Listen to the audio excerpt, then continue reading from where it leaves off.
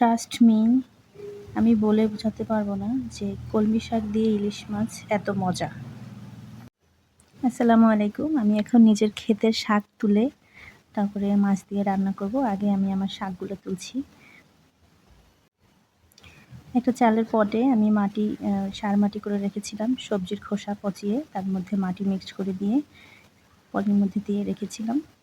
তো সেখানে আমার অনেকগুলো শাক উঠেছে। একা একা এই শাকগুলো উঠেছে, এমনি এমনি আমি এই শাকগুলো বুনিনি বা চাষ করিনি। তো অনেকদিন পর ছাদে গেলাম। ছাদে গিয়ে দেখি যে আমি মরিচ চারা লাগিয়েছিলাম আমার পলি ব্যাগের প্যাকেটের মধ্যে। তো সেখানে চারা দুটো হয়েছে, সাথে অনেকগুলো শাক হয়েছে, সেগুলো তুললাম। পরে আমার এক্সট্রা যেখানে শাক লাগিয়েছি সেই মাটিতে কিছু মামাকলা গাছ হয়েছে, যেগুলোকে আমরা তেলাকুচুও বলি, সে শাক হয়েছে। মিষ্টি আলু গাছ লাগিয়েছি, সেগুলো হচ্ছে। এই হচ্ছে আমার শাক। তো আমি বরাবরই গাছ লাগাতে খুব ভালোবাসি, সেটা যে কোনো গাছ হোক। তো এখানে আমি ছাদে লাগিয়েছি কলমি শাক। কলমি শাক কিনে খেয়ে তার গোড়া যে ডাঁটাগুলো থাকে সেই ডাঁটাগুলো আমি মাটিতে পুঁতে দিয়েছিলাম। চারতলার উপর ছাদে আমি নিচ থেকে বালতি বয়ে বয়ে আমার হাজব্যান্ডকে মাটি তুলে দিয়েছি এবং সেখানে আমি গাছ লাগিয়েছি। এখানে আমার অনেক পুদিনা গাছ হয়েছে, তুলসী গাছ হয়েছে, তারপরে কলমি শাক, তারপর হচ্ছে হেলেঞ্চা শাক, আরও অন্যান্য শাক হয়েছে। মিষ্টি আলু গাছ লাগিয়েছি। তো শাকগুলো আমি তুলছি, আমি এখানে শাকগুলো তুলে নিব। অনেকবার এখান থেকে আমার শাক খাওয়া হয়েছে। ক্ষেতের এক কর্নারে আবার হচ্ছে আমার কিছু টাইপের হয়েছে, সেগুলো আমার মেয়ে তুলে তুলে ছোটো ঝুড়িতে নিচ্ছি। আমি এগুলো শাক তুলে তুলে নিচ্ছি। প্রায় আমার ছোটো একটা ঝুড়ি ভরে গেছে শাকে। হচ্ছে কলমি শাকগুলো তুলছি, ভিডিও করছে আমার মেয়ে জুয়াইরিয়া। তো আবার পাশাপাশি কিছু আগাছা হচ্ছিলো, আগাছা তুলতে দিয়ে আমার গাছ উঠে গেছে, সেগুলো আবার দিলাম। যে কি সুন্দর সুন্দর কলমি শাকের ডোগা, এগুলো আমি তুলে নিচ্ছি। তো কিছুদিন পরই এখানে আবার নতুন শাক হয়, আমি তুলে নিয়ে খাই এবং আমার আশেপাশে যারা আছেন তারাও দু একবার খান। তো হচ্ছে আজকে আমি আরও কিছু শাক তুলব। বেশ কিছু শাক হয়ে গেছে, বেশি নেব না, বেশি রান্না করলে ভালো লাগবে না। আজকে এই শাকটা আমি রান্না করব ইলিশ মাছ দিয়ে। সবসময় চিংড়ি মাছ দিয়ে ভাজি করে খাই, আজকে একটু ঝোল ঝোল করে ইলিশ মাছ দিয়ে রান্না করব। তো এই হচ্ছে আমার মিষ্টি আলুর ক্ষেত। মিষ্টি আলু গাছ লাগিয়েছিলাম, সুন্দর হয়েছে।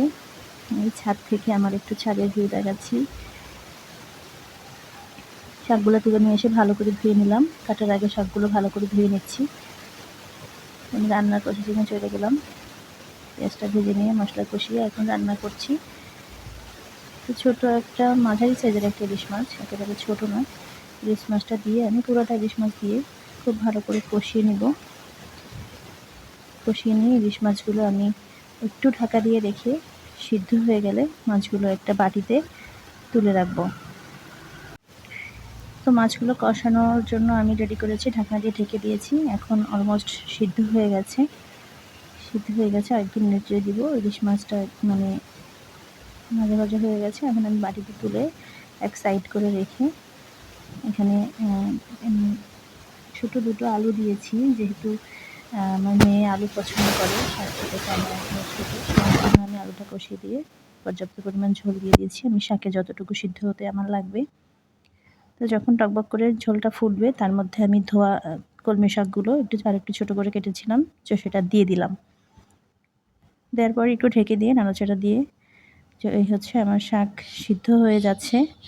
তো এখন প্রায় সিদ্ধ হয়ে গেছে। সেই পর্যায়ে আমি আমার তুলে রাখা মাছটা দিয়ে দিচ্ছি। কষিয়ে রাখা মাছটা দিয়ে একটু নেড়েচেড়ে ঢেকে দিব।